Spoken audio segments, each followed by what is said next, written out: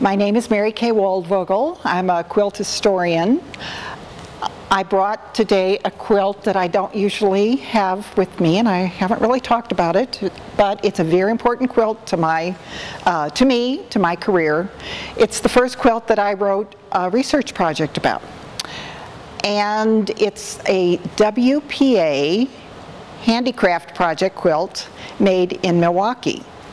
I was at a party in Knoxville, Tennessee in 1980, and I saw this quilt on the wall in the man's house. He happened to be an interior design professor at the University of Tennessee, and I didn't really know him, but I walked in and I saw this quilt on the wall, and I just went right to it because I sailed as a young person growing up. Our family sailed on the Mississippi River, and I was drawn to this really unique design of a sailboat.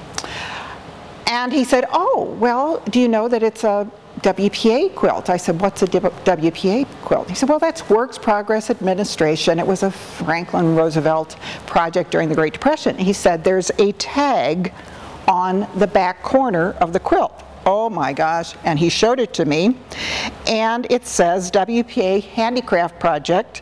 It has a federal number on it. I think it's 8601. It's kind of faded now. Milwaukee State Teachers College in Milwaukee County, Wisconsin.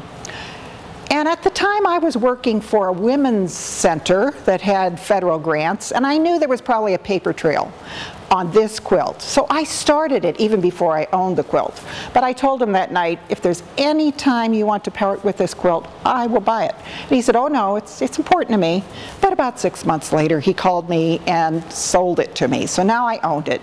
I went to Washington. I looked in the archives for the papers about this project. Oh, they were packed away back in the warehouse. They brought me some. Nothing made sense. Nothing was there. Nobody had really written that much about the 1930s yet. So I ended up one day going to Wisconsin, Milwaukee, Wisconsin.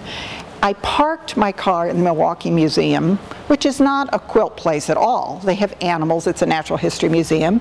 I walked in and I was carrying the quilt, and I said, "Would there happen to be some quilts in this museum?" It was a security guard. He said, "Oh yes." He said, "Be sure to go to the anthropology department." So I went up there, and there was an old curator who knew everything about this project, this Milwaukee Handicraft project. In fact, he had saved all the papers, all the photos. And that day I spent the rest of the day looking at photos, and I found samples for this quilt. I found photographs of this quilt. I eventually found out that the quilt, because it's small, it was made for the top of beds in an orphanage. It has no batting in it. It was not meant to be warm. It was just supposed to be decorative. They hired artists and to design it. They were not quilt makers. That's why we have a pieced sailboat that would be next to impossible for anybody to make.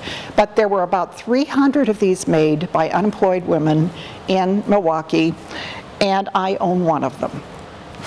And I wrote about it for Uncoverings in about 1984. It was my first published paper for American Quilt Study Group. Thank you.